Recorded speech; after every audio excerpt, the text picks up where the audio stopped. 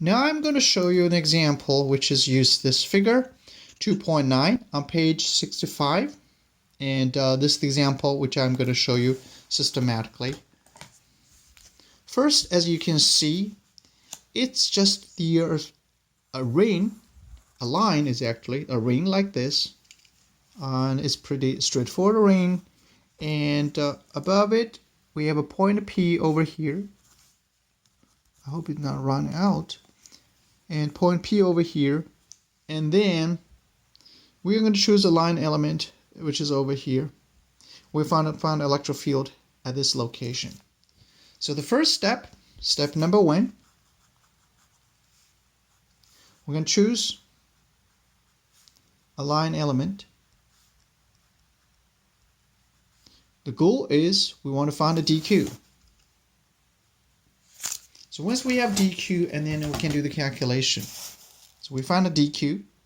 That's our goal. Let's try to find a line element. So here is a line element.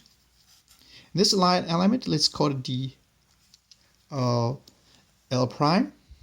The DQ prime is simply equals the line charge density times DL. And then we keep on going. The DL also depends on how large this phi, d phi is, prime is. So in other words, it would be DL just equals R. In textbook, use lowercase r. I prefer to use capital R, so you can see there's no confusion there. Capital R times d phi prime. And this is the line element which we have. Why is a line element? Because the prime itself, it's a circular loop with a radius r. So I just simply change to capital R. So just avoid confusion with the position itself at this point P. So that's the first line element. So I'm done with it. Second, we're going to deal with the directions, which means the integral itself. In other words, the direction is over here. So that's the direction. So when we deal with this direction, and then we should be able to find it. So that's the direction. How do we deal with that? Well, we work on 3 different directions, x, y, z. So here's direction like that. Now this direction, it has projection along the x direction, y direction, z direction, you could imagine.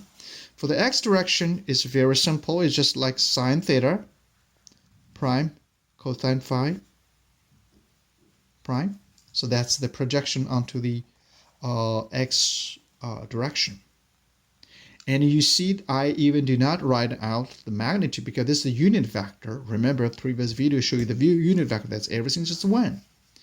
And the sine is even simpler. Sine phi prime.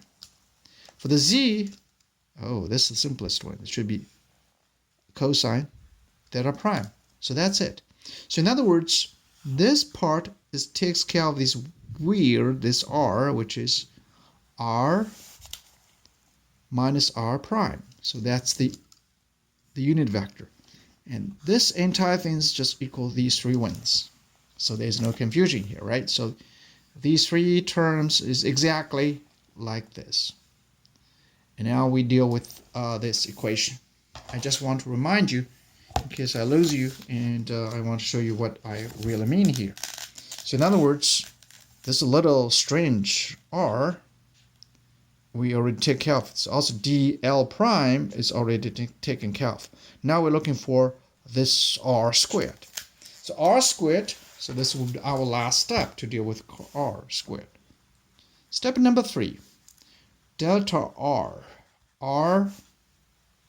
minus r prime. So this is the we're going to deal with this. As I said, we don't like this. We're going to replace this, the hypotenuse itself, so from here all the way to that. So this is r prime. We're going to replace this one with the z and theta. So how do you do that? You're going to do the exact same thing.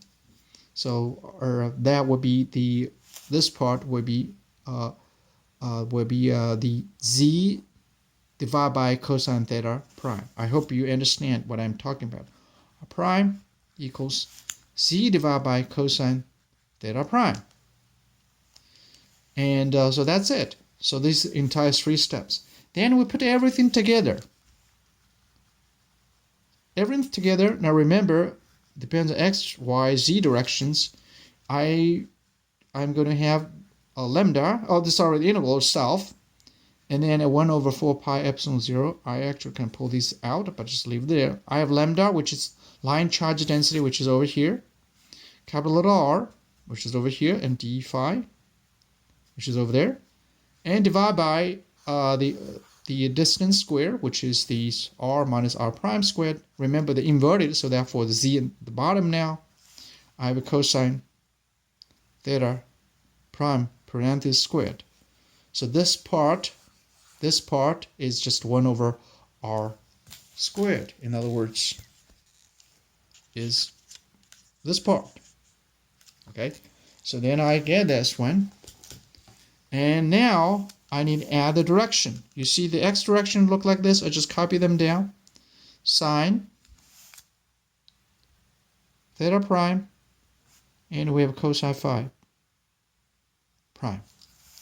And that's the end of it. There's nothing else that I need to do it. So this is the final results that I have. And all I need to do is just do an integral with the phi prime itself. The sine, did you see you have a cosine here? Did you see you have a sine here? There's no harm, and just leave there because these two are not variable anymore. They are actually fixed. Why it is fixed? Because doesn't matter where you're situated. This angle here, this little angle here, is going to be fixed. Here is fixed, fixed, fixed, fixed. Everywhere is fixed. So the essentially the theta angle is fixed. You can figure this out easily because you know this part, that's a radius, you know this, and you can find out the cosine theta. So you get this, and of course you'll get that. So in other words, my integral itself, let me just borrow some space here. My integral itself is just the cosine phi prime d phi integral. The rest of these can move them out. This is the constant. So everything is constant. This is the constant. This is also constant. Move them out. And of course, if you do the integral, this is going to be 0. That's why x direction, if you have the 0. Y is the same thing. Z is different. Z in this case, there is no cosine. There's no cosine phi or sine phi anymore. So in other words, the last expression, let me write this down. 4 pi epsilon 0 lambda r z squared. I'm copying this part. Cosine prime squared sine theta prime. And then I have integral with the phi. Remember, I have another cosine here. And just write this down, cosine phi. And then a d phi prime here. I also can move this out. When you integral over d phi, this gives you 2 pi. Okay, so that's all you need to do. And then just arrange them a little better, and you can plug in these, replace the cosine theta with the r and the z, and that's it. You don't have anything else need to be worried.